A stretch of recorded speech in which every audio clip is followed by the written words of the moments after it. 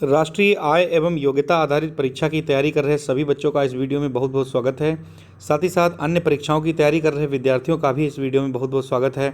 चल रही है इस समय विज्ञान की सीरीज और इस सीरीज में हम लेकर आते हैं 30 प्रश्न जो कि आने वाले सभी एग्ज़ाम्स के लिए बहुत ही महत्वपूर्ण साबित होंगे। तो वीडियो को स्टार्ट करते हैं। इससे पहले हम 8 वीडियो अपलोड कर चुके हैं जो कि विज्ञान से संबंधित थे और आज ये 9वां वीडियो है। और आज का जो पहला क्वेश्चन है, पानी का घनत्व अधिकतम व आयतन न्यूनतम किस डिग्री सेंटीग्रेड पर होता है। तो इसका जो सही आंसर हो जाएगा ऑप्शन नंबर पहला देख लेते हैं। पहला ऑप्शन है 0 डिग्री सेंटीग्रेड पर, दूसरा ऑप्शन है 4 डिग्री सेंटीग्रेड पर, तीसरा ऑप्शन है 40 डिग्री सेंटीग्रेड पर, या फिर चौथा ऑप्शन 100 डिग्री सेंटीग्रेड पर। कौन सा इनमें से ऑप्शन सही होगा? तो पानी का जो घनत्व होता है अधिकतम और आयतन न्यूनतम हो जाता है 4 डिग्री सेंटीग्रेड पर। तो इसका ऑप्शन नंबर बी बिल्कुल करेक्ट हो जाएगा। नेक्स्ट क्वेश्चन है, केल्विन पैमाने पर 0 डिग्री सेंटीग्रेड बराबर है, यानी कि केल्विन पैमाने पर 0 डिग्री सेल्सियस किसके बराबर होता है? तो पहला ऑप्शन है 273 डिग्री के यानी कि केल्विन, और दूसरा ऑप्शन है 0 डिग्री के, और तीसरा ऑप्शन है 100 डिग्री के, और चौथा ऑप्शन है -273 डिग्री केल्विन। तो इसका जो सही आंसर हो जाएगा ऑप्शन नंबर ए बिल्कुल करेक्ट होगा। ऑप्शन नंबर ए करेक्ट हो जाएगा। तो इस तरीके से 273 डिग्री के 0 डिग्री सेंटीग्रेड के बराबर होता है। अगला प्रश्न है, सामान्यतः मनुष्य के शरीर का तापमान कितना होता है? तो सामान्य रूप से मनुष्य के तापमान की अगर बात की जाए तो सेल्सियस में 36.9 या फिर 37 डिग्री सेल्सियस होता है, और फ़ारेनहाइट में इसमें ऑप्शंस दिए गए हैं। तो पहला ऑप्शन है 32 डिग्री फ़ारेनहाइट, दूसरा है 212 डिग्री फ़ारेनहाइट, तीसरा है 100 डिग्री फ़ारेनहाइट, और चौथा ऑप्शन है 98.6 डिग्री फ़ारेनहाइट। तो मनुष्य के शरीर का जो सामान्य रूप से तापमान होता है वो फ़ारेनहाइट में अगर बात की जाए तो ऑप्शन नंबर डी इसका बिल्कुल करेक्ट होगा। 98.6 डिग्री फ़ारेनहाइट मनुष्य के शरीर का तापमान होता है, जबकि केल्विन में अगर देखा जाए तो 310 केल्विन इसका केल्विन में तापमान होता है। नेक्स्ट क्वेश्चन है, विशिष्ट ऊष्मा की इकाई क्या है? तो इसमें पूछा गया है विशिष्ट ऊष्मा की इकाई, तो हमें ये ध्यान रखना होगा। पहला ऑप्शन है जूल, दूसरा कैलोरी, तीसरा ऑप्शन है कैलोरी प्रति किलोग्राम, और चौथा ऑप्शन है जूल प्रति किलोग्राम डिग्री सेंटीग्रेड। तो इसका जो सही ऑप्शन हो जाएगा ऑप्शन नंबर डी करेक्ट हो जाएगा। जूल प्रति किलोग्राम डिग्री सेंटीग्रेड ये जो है विशिष्ट ऊष्मा की इकाई है, जबकि कैलोरी जो है ऊष्मा की इकाई होती है। अगला प्रश्न है, जल की विशिष्ट ऊष्मा इनमें से कौन सा ऑप्शन सही है? तो जल की जो विशिष्ट ऊष्मा होती है वो कौन सी होती है? तो इसका जो सही आंसर हो जाएगा ऑप्शन ए करेक्ट होगा। 4200 डिग्री जो है 4200 जे ऑब्लिक kg डिग्री सेल्सियस, ये इसका सही आंसर होगा। अगला प्रश्न है, परम शून्य ताप होता है, परम शून्य ताप कौन सा होता है? पहला ऑप्शन है -273 डिग्री सेल्सियस, दूसरा ऑप्शन है 373 डिग्री सेंटीग्रेड, सी ऑप्शन है 273 डिग्री सेंटीग्रेड, और चौथा ऑप्शन डी ऑप्शन है -4 डिग्री सेंटीग्रेड। तो परम शून्य जो ताप होता है वो होता है -273 डिग्री सेंटीग्रेड। तो इसका पहला ऑप्शन बिल्कुल करेक्ट हो जाएगा। अगला प्रश्न है, 4 डिग्री सेंटीग्रेड पर 1 मिलीमीटर पानी का द्रव्यमान निम्नलिखित होता है, यानी कि 4 डिग्री सेंटीग्रेड पर पानी जो 1 मिलीमीटर पानी का द्रव्यमान होता है वो कितना होता है? पहला ऑप्शन है 1 मिलीग्राम, दूसरा है 1 सेंटीग्राम, तीसरा ऑप्शन है 1 ग्राम, और चौथा ऑप्शन है 1 किलोग्राम। तो इसका जो सही आंसर हो जाएगा ऑप्शन नंबर सी करेक्ट होगा। 1 ग्राम जो होता है ये द्रव्यमान होता है। ये 2019 में प्रश्न पूछा गया है। नेक्स्ट क्वेश्चन है, 1 कैलोरी बराबर कितना होता है? पहला ऑप्शन है 4.2 जूल, दूसरा ऑप्शन है 3.6 जूल, और तीसरा ऑप्शन है 1 जूल, और चौथा ऑप्शन है 3 जूल। तो इसका जो सही आंसर हो जाएगा ऑप्शन पहला सही होगा, ए 4.2 जूल, यानी कि 1 कैलोरी बराबर 4.2 जूल होता है। अगला प्रश्न है, ठोस में ऊष्मा का संचरण होता है किस विधि के द्वारा? ठोस में ऊष्मा का संचरण होता है, पहला है चालन विधि द्वारा, दूसरा है संवहन विधि द्वारा, तीसरा है विकिरण द्वारा, और चौथा ऑप्शन है उपरोक्त में से कोई भी नहीं। तो इस प्रश्न का जो सही आंसर हो जाएगा ऑप्शन नंबर ए करेक्ट होगा। चालन विधि के द्वारा ठोस में ऊष्मा का संचरण होता है। बात करते हैं संवहन विधि की, तो इस विधि के द्वारा ही बरसात होती है, यानी कि वर्षा जो होती है वो संवहन विधि के द्वारा होती है। और अगला प्रश्न है, किसी पदार्थ से प्राप्त ऊष्मा निर्भर करती है, यानी कि किसी पदार्थ से यदि ऊष्मा प्राप्त होती है तो वो किस पर निर्भर करती है? पहला ऑप्शन है द्रव्यमान पर, दूसरा ऑप्शन है तापांतर पर, तीसरा ऑप्शन है विशिष्ट ऊष्मा पर, और चौथा ऑप्शन है उपरोक्त सभी। तो इसका जो करेक्ट आंसर हो जाएगा ऑप्शन नंबर डी उपरोक्त सभी।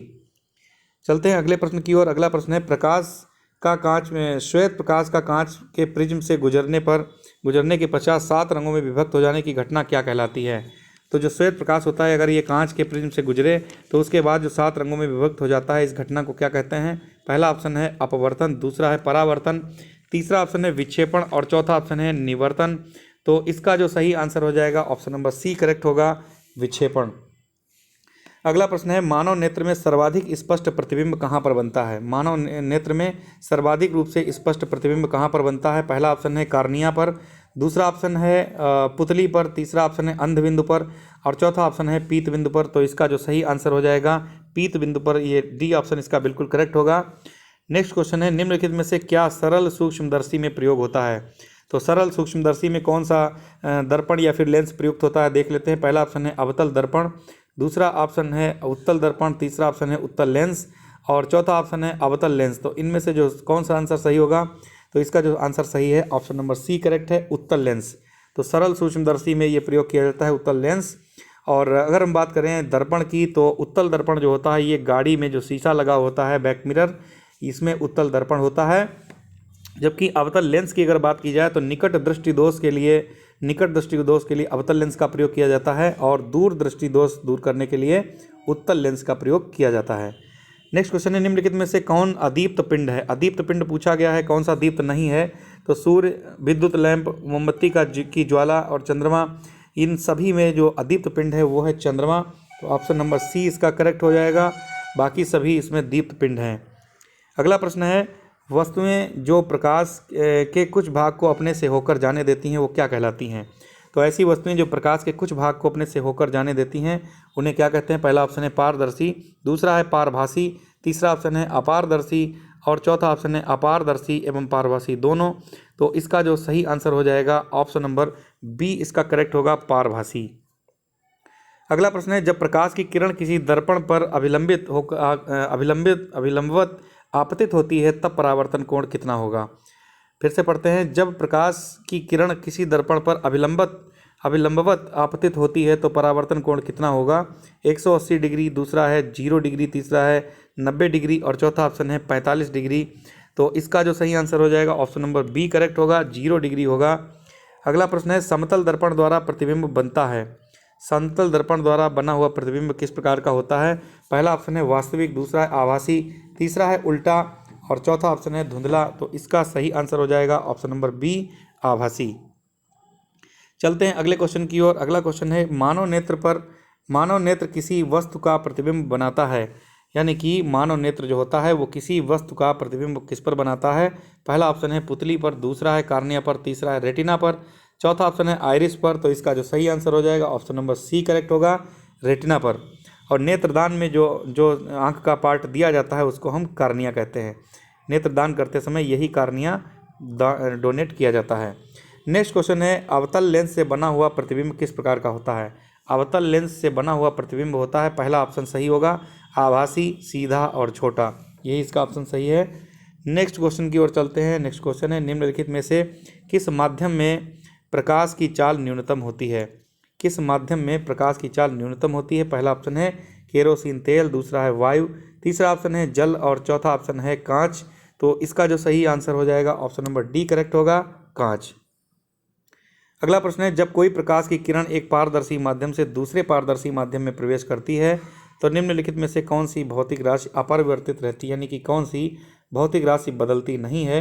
पहला ऑप्शन है प्रकाश की चाल, दूसरा है प्रकाश की आवृत्ति, तीसरा ऑप्शन है प्रकाश की तरंग दैर्ध्य और चौथा ऑप्शन है उपरोक्त में से कोई भी नहीं। तो इसका जो सही आंसर हो जाएगा प्रकाश की जो आवृत्ति होती है ये बदलती नहीं है।